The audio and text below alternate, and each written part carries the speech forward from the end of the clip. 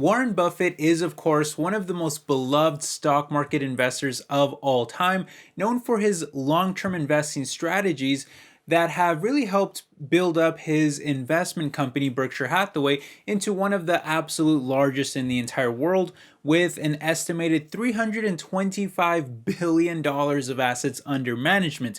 Well, it just so happens that their 13F quarterly filings were recently released to the public, and in today's video, I'm going to run through the 5 largest stock purchases that Berkshire recently made, and I'm going to also give you my opinion on each one of them, and I'll even rank them from best to worst based on how I feel about them too. And by the way, this will also include one brand new addition to the portfolio that I've never talked about before on the channel. It's a stock I've never covered. So it's going to be a ton of fun. I hope you guys enjoyed. If you do, please hit that like button, subscribe to the channel. And if you want to go above and beyond, you can hit the join button on YouTube or sign up on Patreon and get access to our channel's Discord, which I'm trying to build up into this very large community where we can help each other out as like-minded stock market investors. We can talk about stocks every day. It's a ton of fun. I'm trying to make it very large. So if you do want to support me that way, it's a great way of helping keep this channel alive too, and it means the world to me. So thank you for all that support. But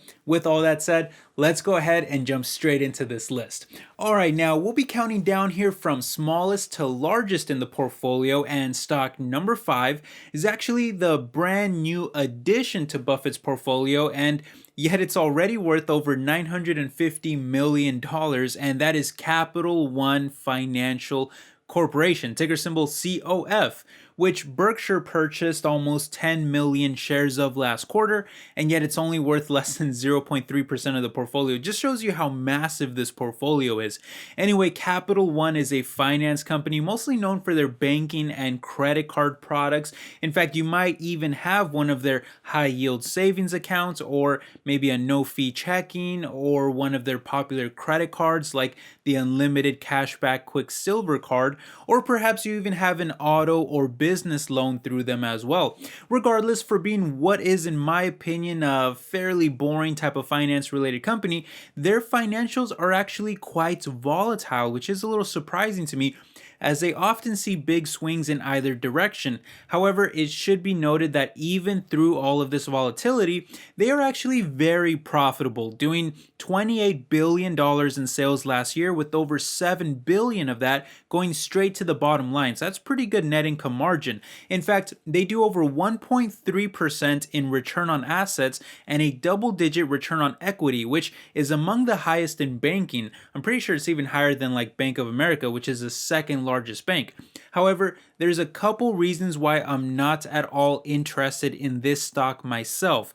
First of all, it's down almost 40% from the top, and yet their forward PE ratio is actually still more expensive than the sector, which is partly due to their profits falling recently, with not only each of the past 4 quarters missing analyst estimates for EPS, but it's also expected to decline this year by a whopping more than 30%. So I'm not sure what's going on with them, but their profits are taking a hit during this weak macroeconomy, and also, the current banking crisis. Different factors could be affecting them, but what's clear is that their profits are taking a hit. And I'm sorry, but at just a measly 2.2% dividend yield, there's nothing really here to make up for that, especially when I could buy larger banks like US Bancorp with a gigantic dividend above 6% and some excellent growth metrics on it, or even Chase, who is the largest bank in America and still yields closer to 3% with also some excellent growth metrics on it. And I consider both of those to be safer all-around stocks too. So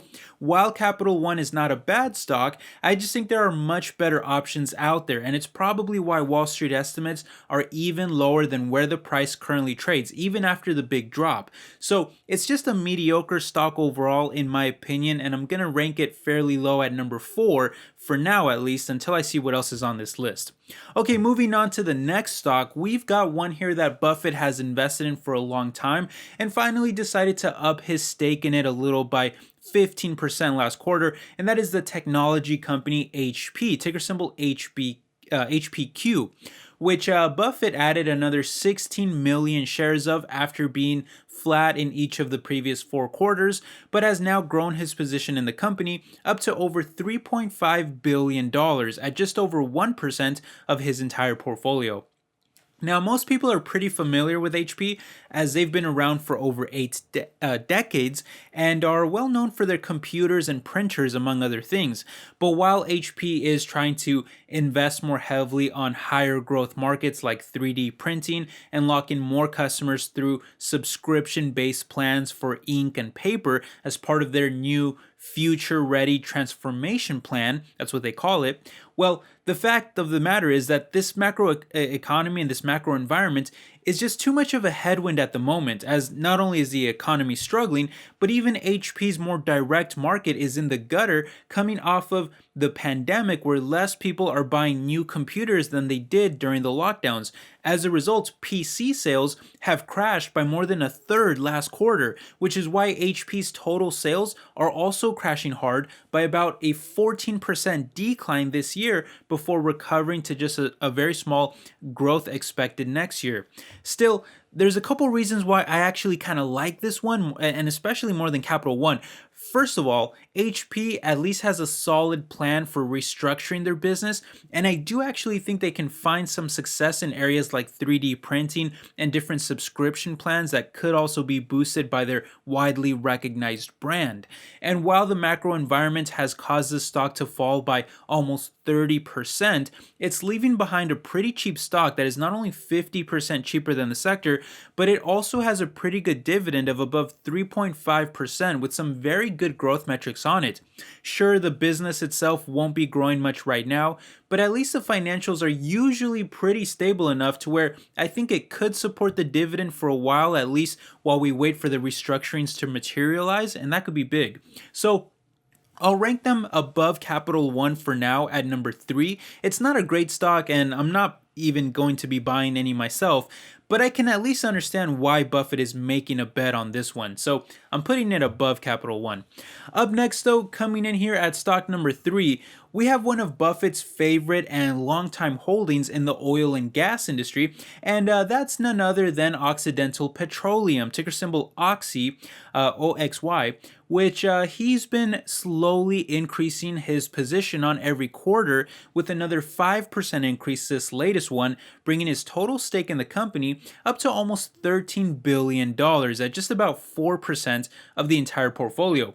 However, you need to keep in mind that Buffett doesn't own the same stock here that we would if we decided to buy it. In fact, when Berkshire helped Occidental acquire Anadarko, they received preferred stock in exchange for that, with special warrants and dividends that the rest of us don't have access to. And as such, when Occidental cut their dividend during the pandemic, which caused oil prices to plummet because of the lockdowns, well, Warren Buffett's special dividend was actually quite safe.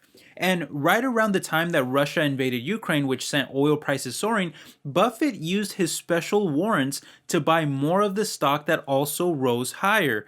Regardless, for anyone not yet invested in it, you're basically getting an oil giant here with some pros, but also some cons. Pros are that they generate pretty large financials that help them pay a dividend, and they have a large presence in the US Permian Basin that will probably become more important in the future, especially with so many geopolitical conflicts going on these days. But on the flip side, the cons are that the dividend is tiny at just around 1%. And while the financials are impressive right now, it doesn't look like they'll be growing much in the near future, if at all. I mean, in fact, sales are actually expected to plummet by over 20% decline this year, while EPS may also crash by close to 50%. And yet, despite the tiny dividend in what is otherwise a very high yielding sector, the stock actually trades over 40% more expensive on a forward P basis. So I'm just not sure if I'm missing something here, but I can't really understand why investors like this stock so much. It easily gets the lowest ranking from me at number 5, because for that valuation, I'd rather own a more future-proof renewable energy stock, or at least an oil stock that pays a much larger dividend, which there are literally tons of those available in the market. So I just see no real reason for owning this one. With that said, though, we are now down to the final two stocks of the list. And coming in at number 2 is going to be what is arguably Warren Buffett's favorite finance-related stock, which is none other than the gigantic big bank known as Bank of America, ticker symbol BAC, which Buffett usually keeps very highly elevated, and decided to increase it just a tad bit more this quarter at over a 2% increase, leaving it now at over 9% of the portfolio, worth almost $30 billion. And for those of you that don't already know, Bank of America is not only Buffett's largest financial stock, but it's also the second largest of the entire portfolio, only behind Apple. Now, Bank of America is, of course, the second largest bank in America too, at over $2.5 trillion in assets. And with that size, I would argue comes more security and stability, especially during these volatile times following the collapse of several large banks, including Silicon Valley Bank.